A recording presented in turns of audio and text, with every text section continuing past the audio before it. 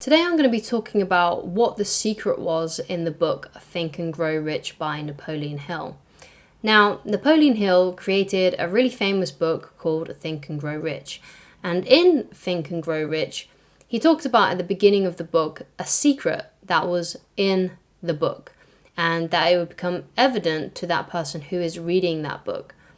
Now, a lot of people I've seen online have discussed what the secret in the book Think and Grow Rich could be.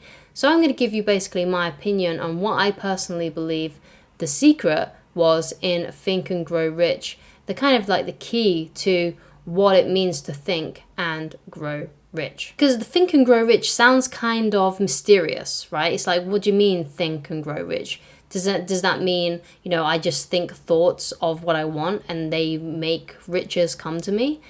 What does that mean? Because it does sound like a little bit like a puzzle, like a little bit of an enigma.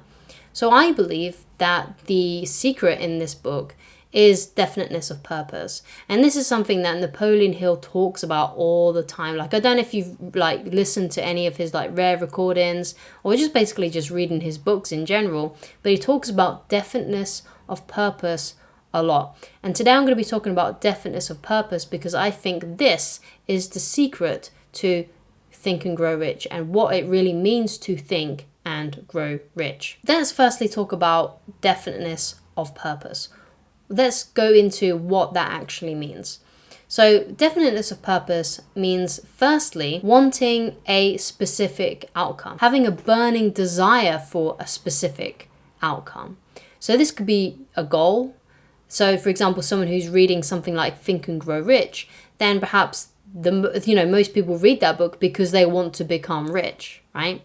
So that might be your burning desire. Your burning desire might be to become wealthy. Right, and another part of definiteness of purpose is creating a plan to getting that outcome that you desire. So what can you do then to become rich? What are you willing to do? You have to pay the price, basically. You have to decide what it is you want and pay the price to get it. So it could be you want to create a coaching business. It could be that you want to write a best-selling book. It could be that you want to work for someone who's someone who you really admire, who's doing really well. So for example, in Think and Grow Rich, there was the example of that guy who wanted to work with Thomas Edison. I think his name was Barnes. And because he really desperately wanted, he could just see himself. His outcome was he wanted to work with Thomas Edison. And basically he did all that he could to do that. He, got on a freight train and then he went straight to Thomas Edison and basically said, look, I want to work for you. He had that definiteness of purpose. He had what he wanted and he had a plan to do it. He went and he got himself there. He took action. And that's what, you need to consider. What do I want to do? How do I want to become wealthy? Because if that's just your goal to become wealthy, you need to know what you got to do. You need to create a plan on how to get it, right? You have to really consider, what have I got? What's the price that I've got to pay? What's the sacrifice I've got to make to get rich? If you enjoy videos like this, then please do subscribe to this YouTube channel. And if you are liking this video, then please leave a like on it. Thank you so much. So you have a specific goal and now you have a plan. You have something that you know that you are going to do in order to get that outcome. So the next part of definiteness of purpose is sticking to that plan until you get it. Now, it might be the case that you might change your approach because there's a famous NLP technique, and it's one that Tony Robbins actually talks about a lot. And the NLP technique to success is, first of all, knowing your outcome, then having a plan to get it. The next is noticing your results. And the last part of that is kind of being acutely aware of the results that you're getting and knowing if whether or not you need to actually tweak something and change something. It doesn't mean that you change the goal. It doesn't even mean that you change the entire plan. But there might be some things that you need to do and need to tweak along the way in order to get that outcome that you want. So basically you stick to this plan until you get what you want. And this is what it means to think and grow rich. It's about having the discipline in your own mind, controlling your own mind and focusing on getting what you want, focusing on attaining that goal. That's what it means to think and grow rich.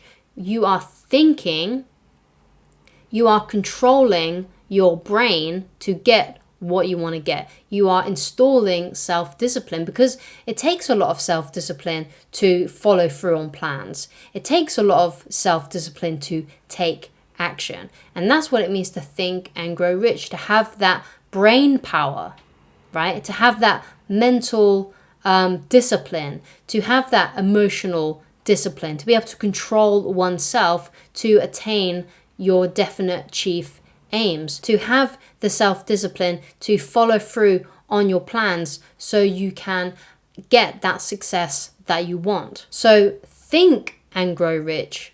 The thinking part of that title means using your brain power, using your self-discipline to follow through on those plans so you can grow rich. Having that mental power, having that mental self-discipline to follow through on your plans to get rich, or whatever it is that you want to attain, right? So, how can you apply this then to your life? What is your outcome? What do you want? That might be something that you want to answer right now to yourself. I'll leave something up here, a little action exercise that you can take, that you can pause right now if you want to, and just answer these questions. What is your outcome? What do you want to do? What do you want to achieve?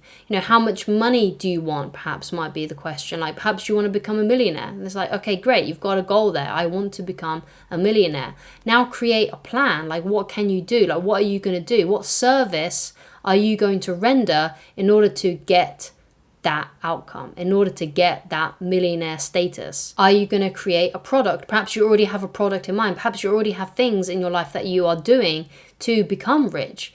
So that's your plan. You got to stick to that plan. And that is the next thing I want to talk about, is like, how can you stay with this plan? How can you stick with this plan? And it might be the case that at the moment you are feeling a bit overwhelmed, or you might be feeling a bit discouraged because, let's say, you haven't been able to accomplish it yet. Then if that's the case, you need to, keep on reminding yourself why you want it. You need to keep on reminding yourself why you want to achieve that, why you want that goal, because that's basically what is going to keep you on the path. Like, if you really have strong whys as to why you're doing something, then you're going to stick to it. And especially if you keep on reminding yourself of these things. Again, I remind myself all the time of things that I want, because sometimes if I don't remind myself, I kind of forget about them. I kind of don't have as much emotional intensity. I don't work as hard. But when I do remind myself of the reasons as to why I want certain things, then it helps keep me on the path. And of course, you can always fall back on your self-discipline. And if you don't have much self-discipline, then perhaps what you need to do right now is to start small. I made a video recently on, time budgeting your time, and taking small actions that will really help you with that kind of thing, to help basically start you getting more disciplined, because sometimes we overwhelm ourselves by taking on too much, when actually we need to start small and start building that self-discipline muscle, because our brain is a muscle, and you do need to if you don't use it, then you lose it. So you need to start with small daily disciplines, and then you can work up to the bigger things later on down the road. But firstly, you need to start small so you don't overwhelm yourself. When you've made a plan, when you know your outcome, then you need to stick to it until you have reached your goal. And it might be the case that you need to change things, you need to tweak things, but most of the time your plan should be fine. You make sure that you stick with your plan with enough time, because sometimes people give up if they don't do something. If they go to the gym once and then they realize they're not fit and healthy and they never go again. It's like something like that. You need to stick with your plan for a while so you get enough basically data as to whether or not it is that your plan is actually sound and is actually working. Sometimes you just need to carry on going for a bit longer to see actually results happening. So you don't just quit on your plan straight away because you're not getting instant results. Stick with your plan for a while, notice what you're getting, and if things need to be tweaked, if things need to be changed, then change them until you get that goal. Be disciplined. That's what it means to think and grow rich. If you have any other interpretations of this book, if you believe that you think it's a different kind of secret, if you have any opposing opinions, or is there something else that you feel like I might have missed, then please leave it down in the comments. And thank you so much for watching, and I shall talk to you guys again very soon. Goodbye.